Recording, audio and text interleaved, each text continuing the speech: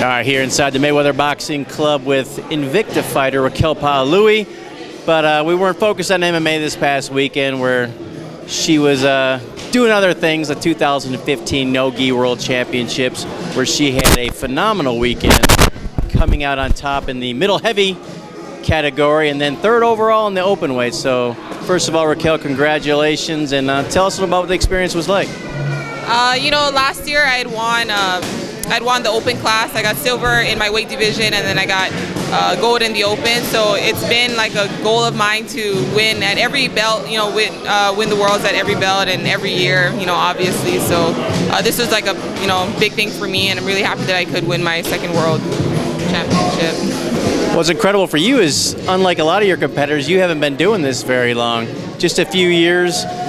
What is it that got you focused on jiu-jitsu, and how have you improved so much so quickly to where you're now winning world championships?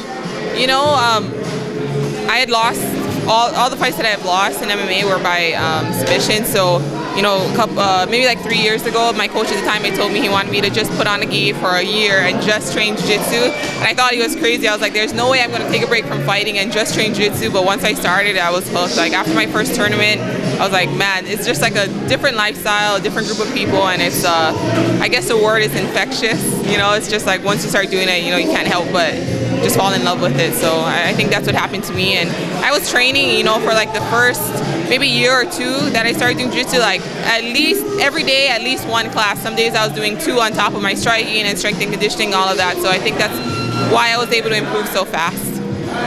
Every elite fighter always has to think they're the best, otherwise it's kind of no point in getting on the mat or in the cage. But have you exceeded even your own expectations, where in such a short time you're one of the best in the world? What was that? You know, every fighter, before they get in the cage or on the mat to compete in a tournament like this, they have to think they're the best, or, you know, why get in there?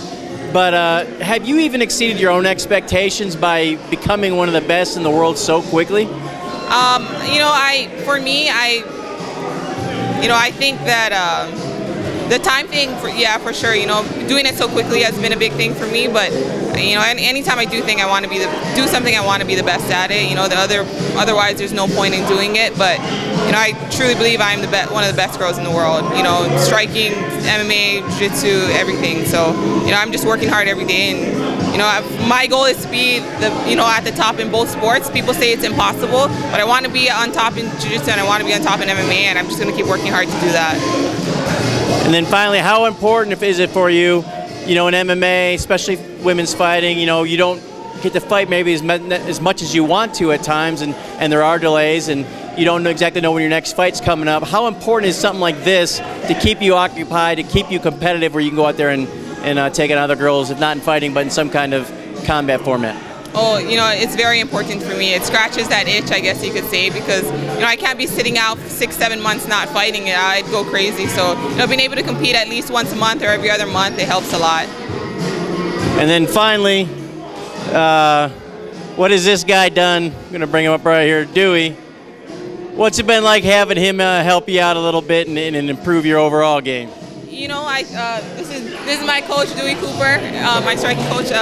You know, I think what I always say about Dewey is that he's made me mentally stronger. Like, of course, he made me a better striker, but I think mentally, like, I don't think there's any girl that can beat me now. He always says that. He's like, nobody's gonna be able to fight with us, and I believe that. You know, like, he's made me like believe in myself, and my confidence has gone up, and you know, I think that's one of the biggest things I've taken from him, aside from just the striking, becoming better. Remember, we're not just doing riddles. I'm not just telling her poetic sounding shit. She's putting the work in. She's improving in every aspect. She's winning jiu-jitsu tournaments all over the country. She's kicking ass in sparring. She's boxing well. She's kicking harder, taking less energy when she kicks. So these are all tangible things that she can measure and feel and see her improvement. That's where the confidence comes from. It's just not words. It's work, you know, put into fruition. And then the result is what she's feeling. That's why her confidence has soared so much. And then just one question for you, Dewey. We're actually just talking about the 2015 No-Gi World Championship she just won. You're not really working with jiu-jitsu as much. You're more the striking coach. But you know, how proud are you of this girl, what she's done as far as jiu-jitsu goes? I'm very proud. I mean, Robert Drysdale's doing that. I mean, goddamn. with enough said, you know, I'm very proud of her because remember, she's always been good on the ground, but one thing about having confidence in your abilities, you will always achieve more. So through her striking, she started developing more confidence in herself, and it translated into her jiu-jitsu. It translated into her wrestling.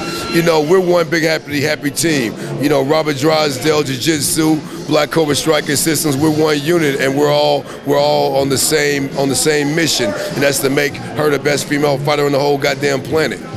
And the next little while, we're gonna add a Invicta Championship to that No-Gi Championship. Yes. It Very sounds soon. sweet. And after that, UFC, beware. Yes, beware. All right.